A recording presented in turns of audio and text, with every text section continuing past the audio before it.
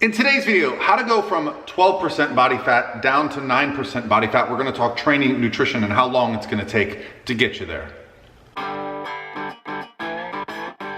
Hey guys, what's going on? This is Paul Ravella from ProPhysique.com. I'm here in the ProPhysique studio, and first things first, I wanna let you guys know that our next transformation challenge is gonna be starting in January. Last time we gave away $50,000, so mark it on your calendar. It's gonna be starting then. We're also gonna be doing a fun, free group coaching setting coming up here soon. More details on that to come. But for today's question, go right here on my Instagram direct message. We're gonna talk about how this gentleman is trying to get from, let's say, 12% body fat to 9% body fat. He expressed an interest in really starting to etch out those abs, and I can tell you those last few percent of body fat is really where the lower abs start to become visible. So let's start by reading the question, and then we're gonna get into it. I'm 170 centimeters tall. Calories are at 1250. And it's 156 protein, 95 carbs, 28 fats, lifting weights at home, low steady state cardio, maybe 5-15-minute sessions a week. And my question is, how do I drop from 12% to 9%? What should I do? I have a refeed every Sunday. The reason why my calories are low is because they started at 1600.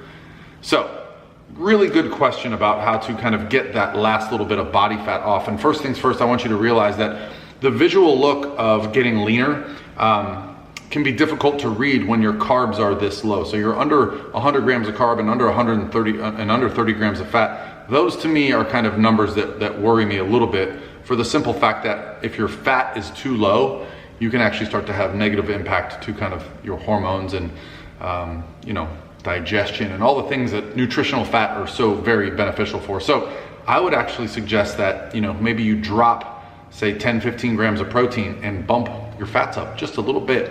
But how do you get the fat off? When your calories are already kind of compromised where they're at, and by compromised, I mean they're pretty low, right? So that's expected when you're trying to get the body fat off. But what you can really do here is move more. My favorite thing, you didn't mention anything about your daily routine, your daily job. So what I would typically do for someone in your situation, when I find that calories are starting to get low, and for a man to be this low in calories, yes, those are low. So I would have a very structured, probably 2 refeed days per week. If the calories are where they're at, let's say you're, around here for refeeds, I would probably have you at, let's say, 130 to 140 protein, probably 180 to 200 carb. Fats would be right around 40 for your refeed days. And then you could see how you respond to those. But also understand that when you have a refeed day and you add some carbs in, you might look leaner. So if you're not actually measuring body fat, and you're just going based on look in the mirror, sometimes carbohydrates are going to give you the visual appearance of being leaner. Why? Because carbohydrates add volume to your muscle cells, okay? Volume to muscle cells pushes out harder against the skin. When you're leaner, you can actually see the shape a little bit better. And when you have more carbs, it pushes the muscles out against the skin. This is what we're really going for when we're looking for like people doing fitness shoots, bodybuilding competitions. And then, when you get in the gym and you get a pump, you look really, really lean. So the best way to reach your goal is to really continue to try to lose weight at about 1% of your body weight per week. Now that you're getting close to the 10% mark, it might even be a little bit slower. So you might only be losing about 1 pound a week of pure body fat, but that's how you ensure your performance in the gym doesn't suffer, you're keeping muscle, and also you're setting yourself up for the best possible response to coming out of this diet and reaching 9%. Because if you get down to 9%, or you get down to the look that you're after, and then afterwards you only realize that, man, I've actually ruined everything because now I'm binge eating and I crashed my way to that final bit. Was that successful? I would argue that it was not. So what you really want to do is set yourself up for success with adding in refeed days, with making sure that you're not trying to lose too fast, right? You've gotten to a very lean place. Now is the time when it's going to get a little more difficult. I would also suggest doing a few things. Take pictures every week, right? So you want to take front and back pictures of your physique at the same time, in the same lighting, and the same clothing every week, right? And then you also want to, along with checking the scale, check some measurements, right? Check things like your waist, your thigh. You can check chest and shoulder, but you want to see if you're losing body fat. Now, if you're losing inches off the waist, that's body fat, right? That is not muscle loss.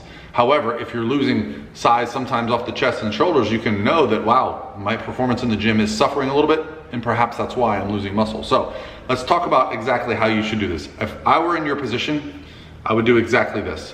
I would do your diet for 5 days per week, right? I would keep those macros the same. I would, like I said, I would probably bring down the protein by 15, 20 grams and bump up the carbs by, 10, 15 grams. But let's say we keep those macros the same. I would do 2 consecutive refeed days, maybe on the weekends. The importance of the refeed day is that it's going to restore glycogen, it's going to give you more energy in the gym, you're going to retain some muscle fullness, but you don't want to do so much that you end up suffering a little bit and putting on body fat. That's why the refeeds have to be structured, okay? I would also take your current cardio, where you're doing 15 minutes, and I would probably just double it to 30 minutes, 5 days a week. Boom. And then I would start by taking pictures, measurements, and weights on the first day, make these changes, and check in with yourself 1 week later. This is where you should really start to see progress. If you start to see that, hey, I'm down a pound this week, you're probably gonna reach your goal within a few weeks. So it's gonna be important that you then pay attention weekly, make the adjustments. The next time you stall, instead of doing 30 minutes per session, maybe you bump it up to 40, 45 minutes, right? I probably wouldn't go too much lower with the calories. At this point, I would be focusing on moving more rather than eating less. Now, what do you do when you reach the 9% and you wanna maintain it? I'd probably put you on a diet break to maintain it. That would be basically whatever your calories are, whatever your refeeds are when you reach your goal, that's your new maintenance calories, right?